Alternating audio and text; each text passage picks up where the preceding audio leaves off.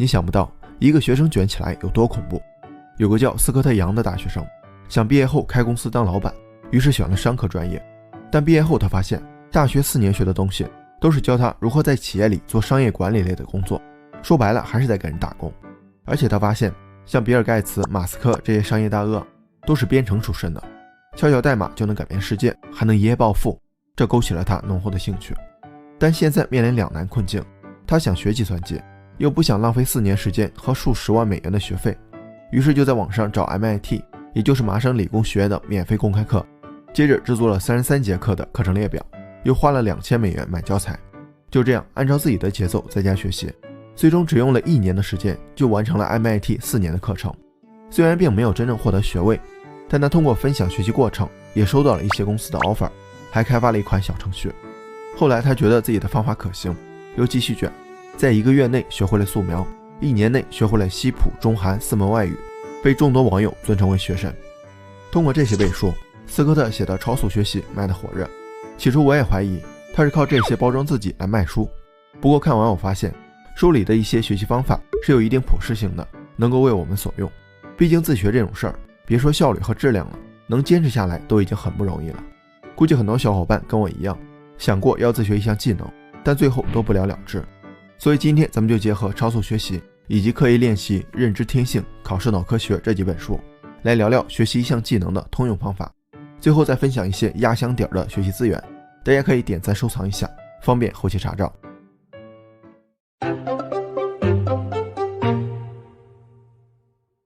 自学跟在校学习不太一样，上学那会儿，老师会告诉我们，学语文至少能看个报纸，学数学买菜不会被人坑。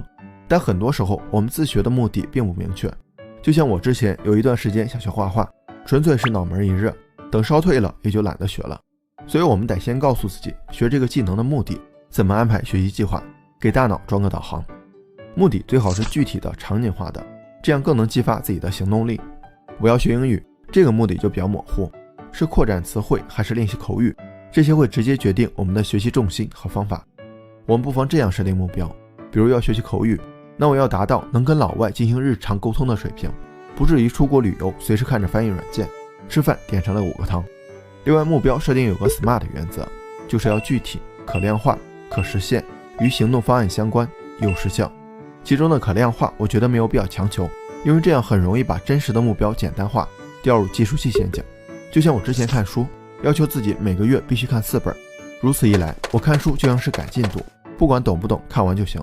结果就是看似目标完成了，实际上并没有什么用，既然没有用，也就没有坚持的理由了。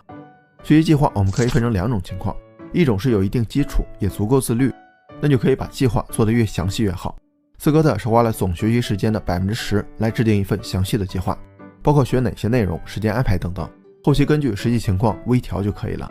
另外一种是纯小白，为了防止没入门就放弃，前期计划越简单越好，毕竟小白也不清楚自己的计划是否合理，而且系统越复杂就越容易崩溃，所以干脆抛开各种限制，就思考达到目标最重要的一件事是什么，让车先动起来，后期再调整方向。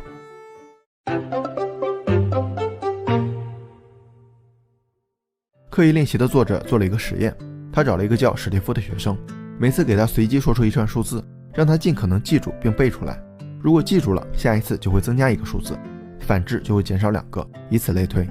刚开始史蒂夫最多只能记住7个数字，这个结果也符合短期记忆的容量。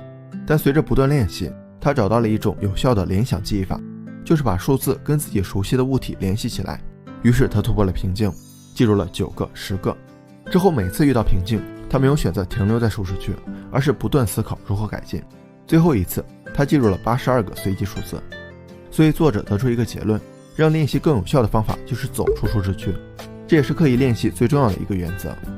除了舒适区，还有个误区是获取知识的来源。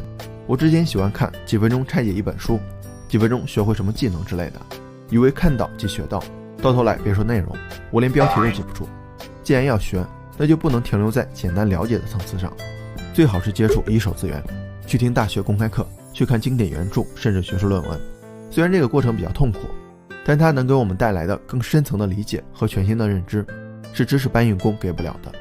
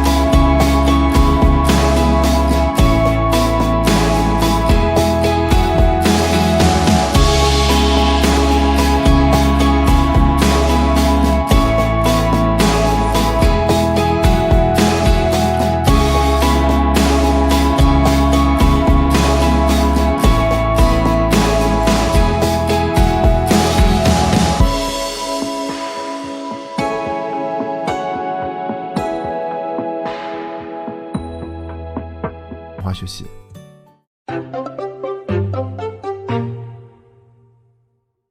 上学学到的很多知识，一毕业基本都还给老师了。之前全文背诵的课文，现在是一个都记不住，这是为什么呢？加州大学洛杉矶分校的比约克夫妇提出的记忆适用理论，我觉得可以解释这个现象。他们指出，人的记忆能力有2个维度，一个是存储能力，一个是提取能力。存储能力不会随时间减弱，也就是记住一个东西就被刻在脑子里了，本质上并没有遗忘。但为什么想不起来呢？主要是提取能力的问题。存储的记忆如果经常被调用，提取能力就会变强，反之就会减弱。举个例子，一个很久没见的同学，你可能怎么想都想不起来他的名字，但哪天见了面，你当时就记起来了，之前的场景也都历历在目。所以不是记忆消失了，而是不好提取了。根据记忆适用理论，大脑每一次提取记忆，对应的提取能力就会提高一次，而且因为这段记忆在大脑里又过了一遍，所以存储强度也增加了。这也是为什么你见了这个同学一面，对他的印象也会更深一点。这样我们就知道反复调用是可以强化记忆的，但怎样才能通过更少的调用达到更好的记忆效果呢？这里有2个小技巧。第一个，间隔练习，这个是认知天性里的一个方法，它可以让记忆痕迹得到多次加深。比如复习功课，一天集中复习8个小时，倒不如分成4天，每天2个小时。另外，考试脑科学提到了一个最佳复习节奏，我们也可以参考一下。第2个，适当制造困难，这个方法其实我也想不明白。不过在一个实验中，研究人员让2组受试者记一份名单，对 A 组不干涉，却屡次打断 B 组。30分钟后测试，结果 B 组的成绩更好。这个实验刚好证明了必要难度原则。我们提取一个记忆花费的精力越多，有关这个记忆的存储能力和提取能力都会提升越多。所以我们可以试着切换练习场所，不同技能穿插练习，也可以用狮子记忆法，背书的时候来回走动，甚至可以在适当低温和饿肚子的条件下练习。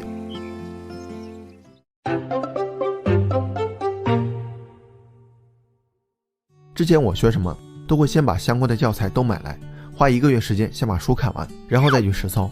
结果实操的时候我什么都记不住，后来我才意识到这是非常低效的行为，甚至可以说是拖延的借口。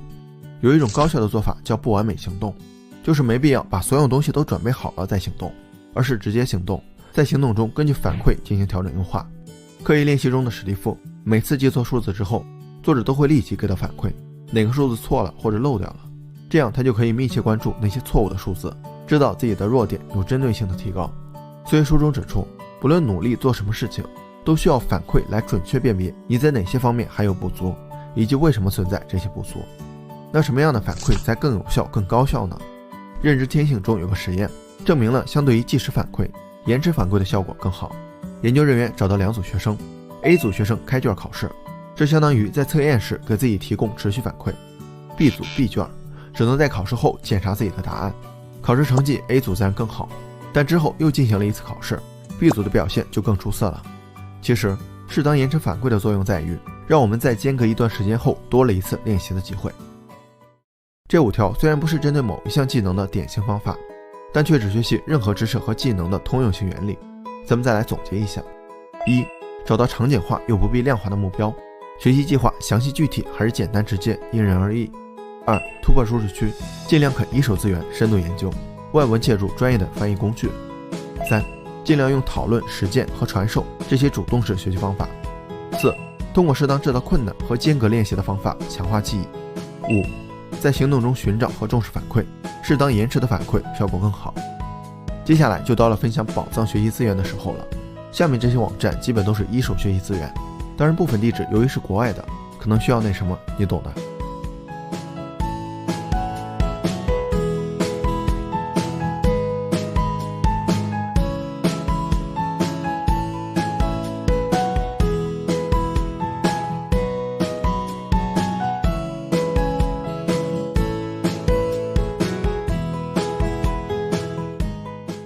我发现说服一个人比打服一个人都难。你以为能以理服人，但你有没有理跟他想不想听没有必然联系。有时候甚至你越有理他越不听，还不如不走程序直接动手。其实我们都陷入了2个误区，总是要求对方改变，而不是帮他清除改变道路上的障碍，总是替对方做决定，而没有让他觉得这是他自己的决定。大家好，欢迎回到星河百度。今天咱们用10分钟快速提高说服力，不练口才，不讲道理。相信我，坚持看完，嘴笨话少的小伙伴也能让别人言听计从。之前咱们聊过，大多数人的立场不是由道理决定的，而是由情绪决定的。对方不喜欢你，你再有理也很难说服他。只有他认可你这个人，你的话他才会听。所以说服的重点不是动之以理，而是晓之以情。你搞定了他的情绪，他对你的包容度就会更高，你的要求他也更容易接受。怎么搞定一个人的情绪呢？给大家分享2个超好用的方法。第一个，称赞。我上班那会儿，有次公司团建缺个带队组织的人，说实话这种事没人愿意干，可人事偏偏找到了我。我一看消息立马就要回复我不干，结果没等我回复，他又来一句，我问了一圈，大家都说你组织协调能力好，这个工作只有你能胜任，可不要辜负大家的期望啊。你看这话说的滴水不漏，言外之意不是他在要求我，而是我能力强，大家看好我，我要是拒绝就有点不识抬举了。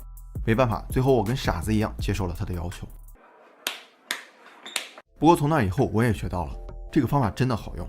你想啊，谁听到赞美的话不开心呢？而且我发现咱们都比较内敛含蓄，几乎不夸人，也几乎没人夸，不像那些外国人动不动就 nice good job， 这样一来赞美就显得特别稀缺，特别供不应求。再加上中国的传统文化是很注重礼仪的，你敬我1尺，我敬你1丈，你给我3连，我都想给你磕一个。所以下次你在说服别人的时候，就可以在要求前面加上赞美的话。你想让同事提前完成他的上游工作，就夸他能力强，效率高。你想让朋友给你介绍对象，就夸他人缘好，朋友多。有一点要注意，前面的赞美最好能跟后面的要求联系上，这样对说服的增益作用更大。他会觉得我效率高，早点完成工作，合情合理；我朋友多，给你介绍对象，合情合理。也就是说，称赞让你的要求变得合情合理了。如果你不会夸别人，没关系。第2个方法同样能影响情绪，示弱。之前我跟朋友一块去台湾旅游，我们找当地人包了个车，这样司机、向导、交通工具都有了。一番讨价还价之后，司机给我们便宜了很多。但一上车我发现车上有个安全座椅，才知道她是个单亲妈妈，自己一个人带孩子，有时候要打2份工。我们几个顿时都很惭愧，觉得不应该讲价。所以旅程结束后，我们还是按原价付了钱。当看到一个弱者，人们都会产生同情心和保护欲。如果他请求帮助，人们又会产生一种莫名的责任感。而如果没能帮上忙，在责任感的基础上又平添了几分愧疚感。这种感觉很奇怪，就是虽然跟我们没关系，但还是有点过意不去。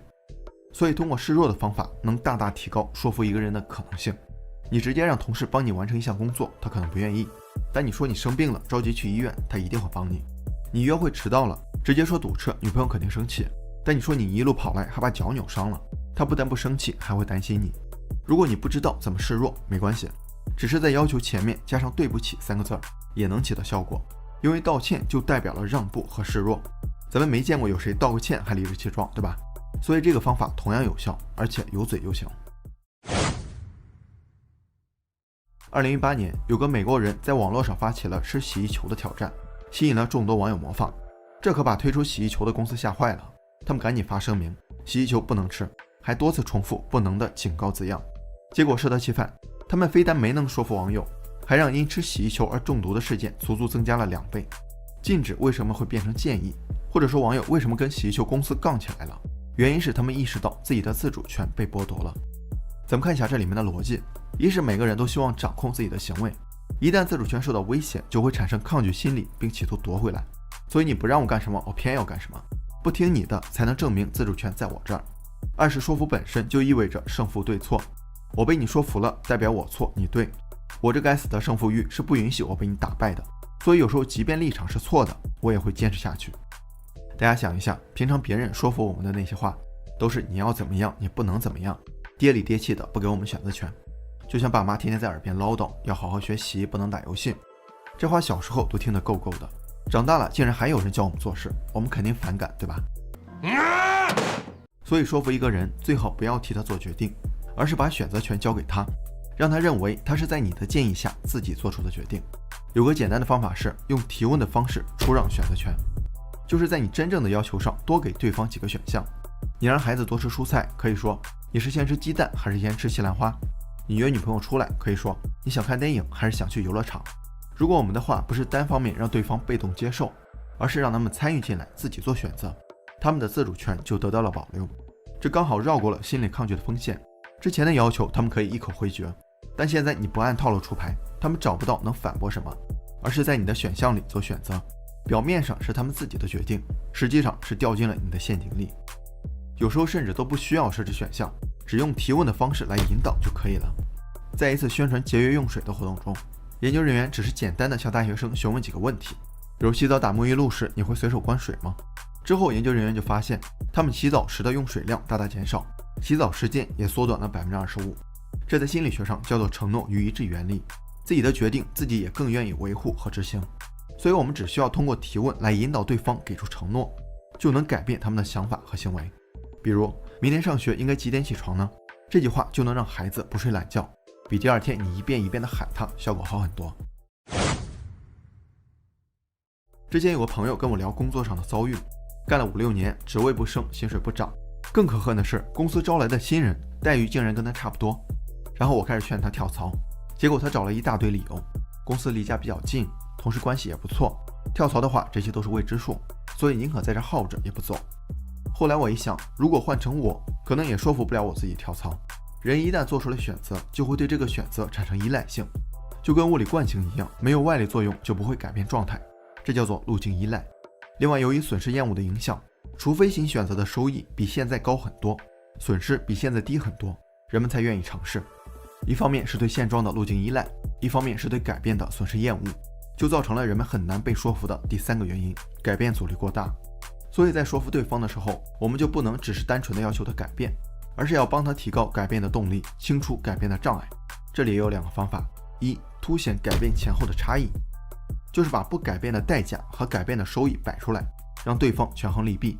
表面上是让他做选择，但其实你只给了改变的利和不改变的弊，隐藏了改变的弊和不改变的利，让对方跟着你的节奏走。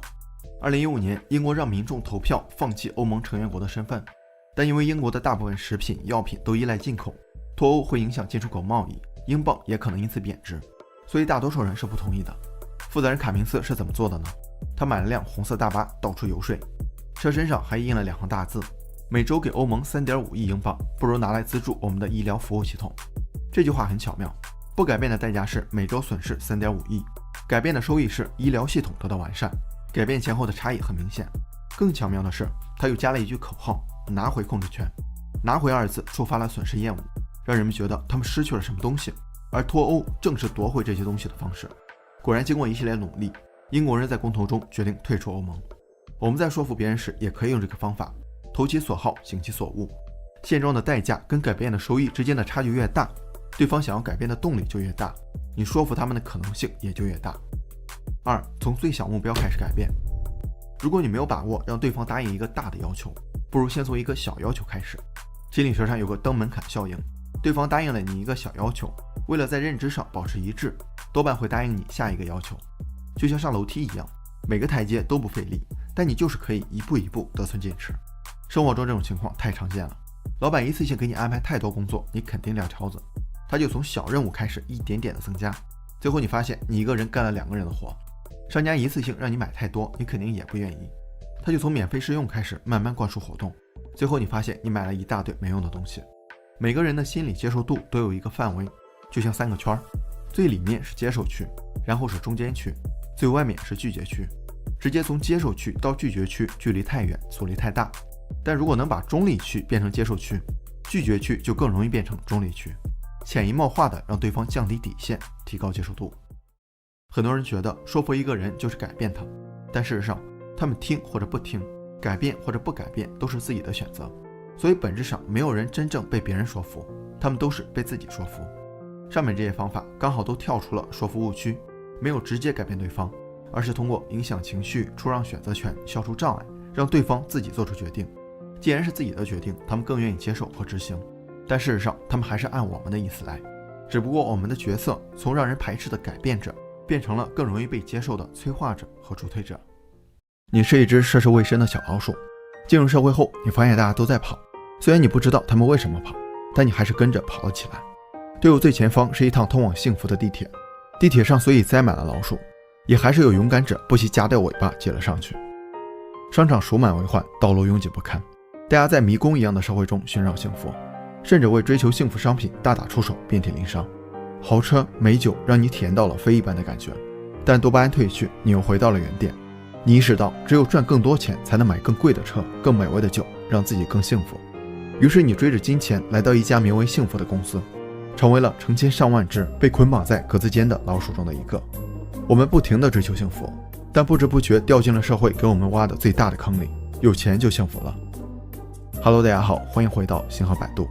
最近看了《被讨厌的勇气》作者岸见一郎的新作《有时真的很绝望》中关于幸福的哲学解读。今天咱们聊聊有多少钱才能买到幸福，以及为什么我们在追求幸福中慢慢走向了幸福的反面。从小到大，我们似乎被设定好了程序，好好读书，考上名校，进入大厂，挣很多钱，过上幸福生活。我们先是被父母、学校灌输一种思想，在幸福之前不能让自己太幸福，所以小的时候我们就被告知不能贪玩，而应该每周7天游走于各种辅导班之间，让自己成为别人家的孩子。接着上高中、考大学，我们又不得不跟1000多万学子比谁更刻苦、更好学，争抢一流高校的入场券。前20多年，我们像是跟快乐有仇一样，把快乐交给父母和学校，希望以此换来后几十年的幸福。毕业后，原以为可以一展拳脚寻找幸福了，谁曾想寻找工作的费劲，好不容易找到了吧，也躲不过加班多、薪水少的下场。这个时候，社会给我们灌输了另外一种思想：你不幸福是因为你穷，有钱。